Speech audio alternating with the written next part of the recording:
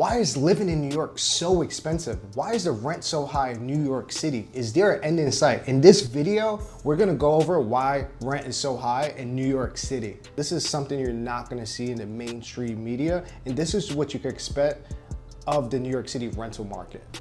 First off, before we get into detail, the biggest challenge for many renters is that they need to make 40 times the rent. So I'm gonna use $1,000 rent as an example, even though you can never get an apartment for $1,000 in New York City. To qualify for a $1,000 apartment, you need to make 40 times the rent based on your annual income. So this is pre-taxes. So that would be $40,000. So if the rent is $3,000, you need to make at least $120,000. So this will get into our next stat.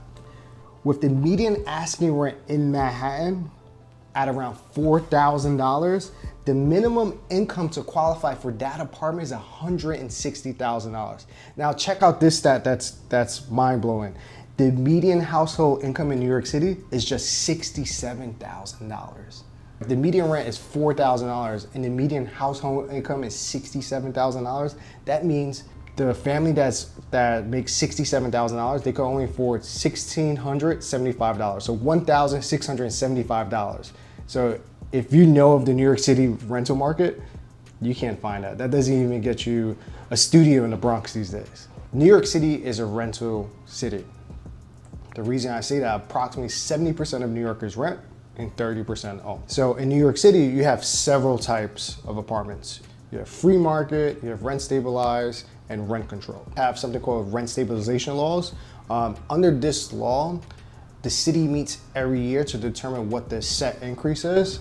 And you also have free market and rent control apartments. So in a free market, the landlord could raise the rent however they choose to please. If the rent is $3,000, they could say next year I want to raise it to $5,000. If the market dictates they could get it, then someone else will pay $5,000. I'm a real estate attorney, so represent buyers, sellers, whether it's residential or commercial. Basically, you guys moved out of the city because like your rent in Long Island City, which is located in Queens, for people that don't know about Long Island City, just went drastically up. Can you share your experience about that? Yeah, so the apartment, first of all, was already on the higher end of our rent budget at the time, but we fell in love with it. So the apartment was old. It was old, and we already felt like we were paying a lot. Like, it was straight out of the 90s, but it was a gorgeous views. And, you know, so we're going along, and we're like, oh God, the 1 year mark is approaching, and like, you could only do 1 year rentals, and you have to renew. So we're like, oh God, what's it gonna be? And then we get the new rent, and it increased to like over $3,000, close to like probably $3,400 a month maybe. You went from $3,000 to $3,400? It was actually below $3,000 at first. Wow. So that's over a 10% increase. That's crazy. It was a lot. And then plus we were paying parking for 2 cars. You know, lucky enough to have parking lot right there, but you know, it was just getting to, we were like, how are we gonna do this? You know, we were trying to save for a house. We knew we were getting married, we were engaged at the time. We knew we would want to have a kid like really quick, which we did. So we needed to save this money. So we decided to ultimately move out of the city, which was heartbreaking because we really, really loved that apartment. Yeah. And we moved to Westchester.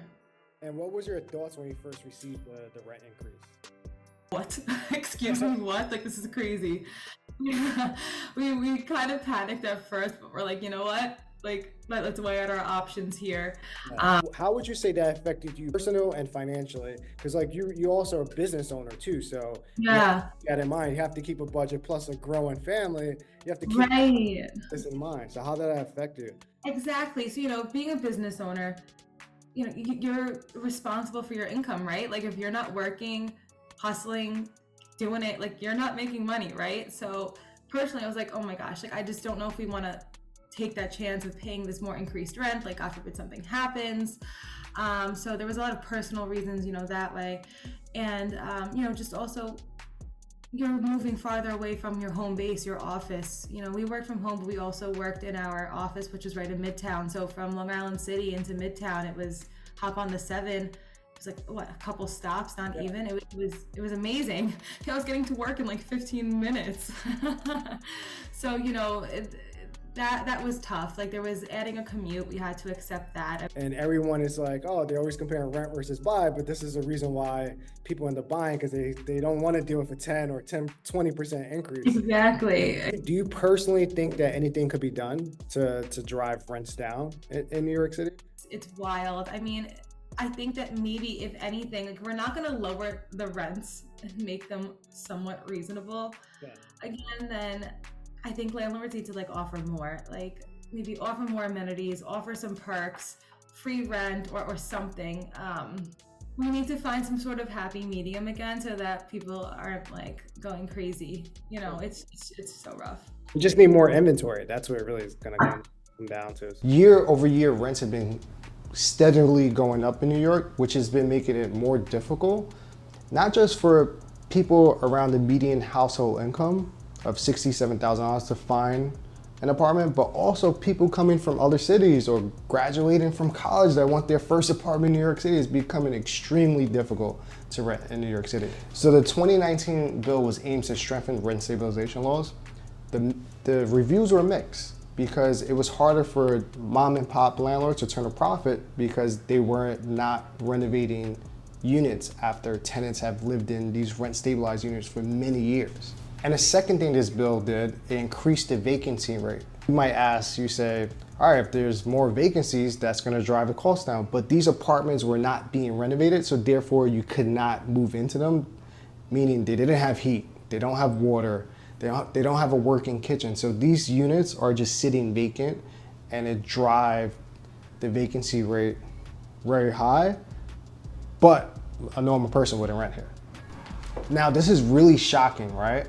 And as you can imagine, with fewer units available, this is one of the main reasons why rents have gone up in New York City since 2020. So now we're gonna meet a developer that has experience in both building free market rentals, rent stabilized rental, and now they're building affordable housing. My name is Jerrod Delaine. I am the CEO of the Delaine Companies, a company focused on developing housing. We have a particular expertise in affordable housing.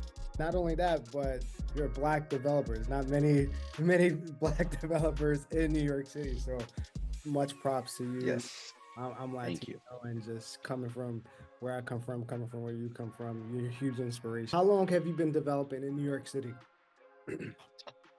I have been in the development business in New York City since 2010, and like cutting edge, really forward-thinking development that's green and affordable and looks really good. Yeah. You know, in my architecture world, most of the guys doing affordable housing, it was very much cookie cutter, cheapest, lowest common denominator, build it as fast as possible. Yeah. But we were actually picking great architects to design great buildings. What would you say is the biggest difference between developing affordable housing and developing like safe, fair market housing, right? I think New York is quirky because we have incredible affordable housing being built. I mean, the affordable housing built in New York City, new construction, is better than market rate in a lot of the country. It's often very well designed.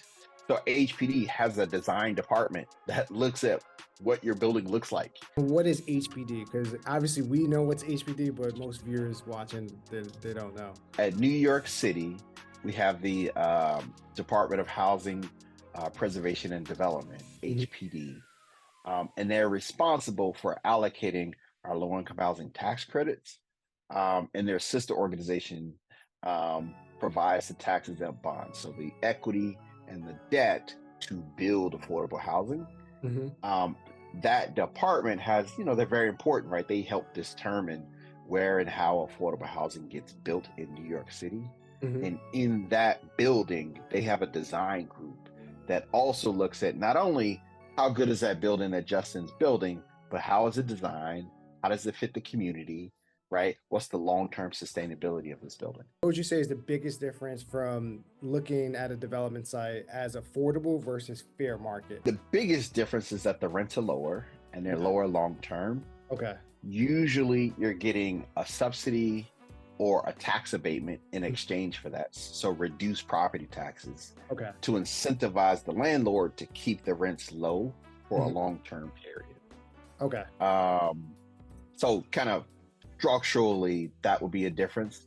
I think physically, you know, again, in New York, the building quality is about the same. I mean, maybe your living rooms may not be super duper big. Okay.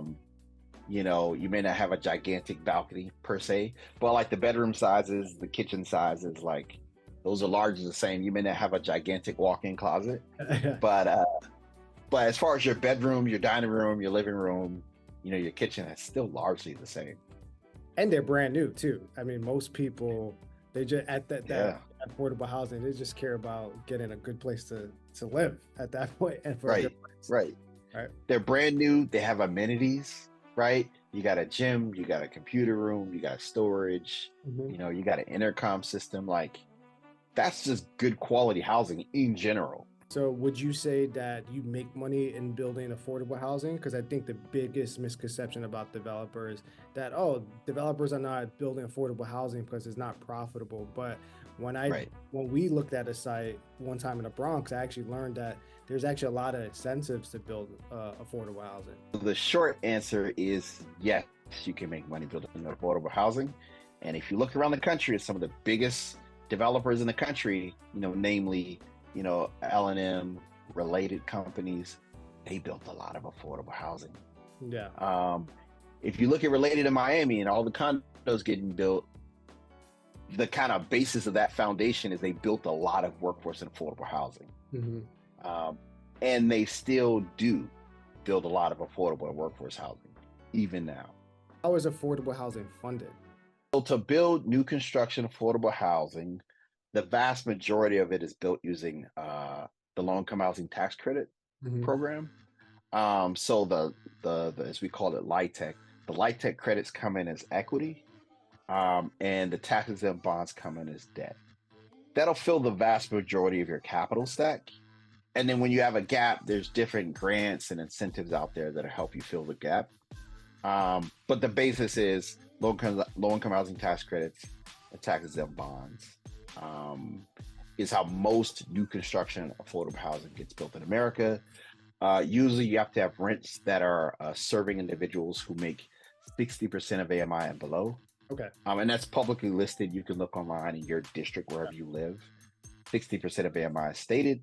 And it's a federal program, actually. So like every state has LIHTC. Every state has their own little quirks and tweaks to the system, but it's a federal program. So just like you get FHA financing anywhere in the country, you get LIHTC financing anywhere in the country.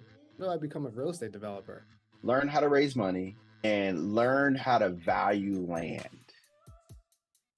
I think those are two critical steps. You could fill a lot of the other roles, but if you understand those roles, you can stay in a position of control in the deal. I highly suggest folks partner on their early deals. Do not try to do it by yourself. Yeah. Too hard. There's too many risk factors and you just can't know all of them. Like, you can't just be a doctor, right? Yeah. You have to be with another doctor for a while. Yeah. All right, guys, so today we're in Brooklyn. I'm gonna show you this building behind me, which is owned by one of my clients. He's a mom and pop landlord that owned this building since the 90s. And the reason why I'm showing you this building is because he has one apartment vacant that has been vacant for many years since that 2019 bill that we spoke about earlier in the video. And he doesn't have money to finish the apartment, and it doesn't even make sense for him to renovate the apartment because he's capped at a $30,000 renovation. So let's check it out. This is proof that he has work going on and has been stopped for a long time.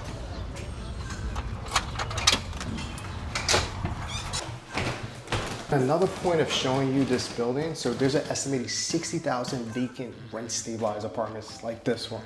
So if that 2019 bill didn't pass, there'd probably be more inventory, which would drive the rents lower in New York City.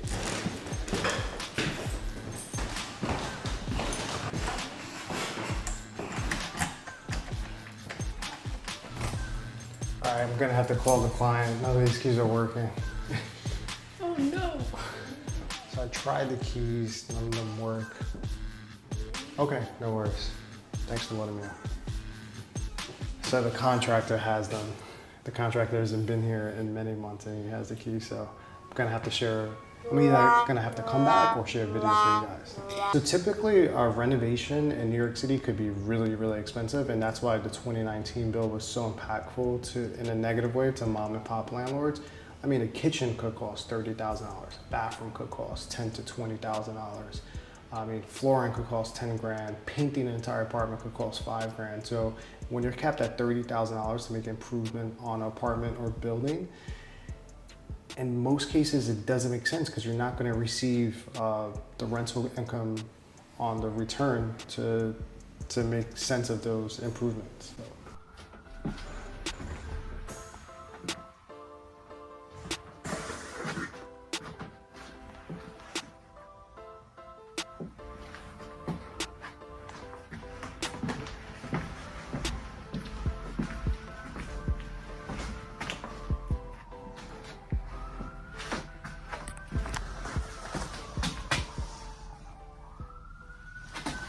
Thank you guys so much for watching. Subscribe to this channel, like this video, and comment with your points of view of why you think rents are so high in New York City after hearing all different perspectives, right? We heard from a renter, we heard from a developer, then I spoke to you about my mom and pop landlord that's owned this building since the 90s.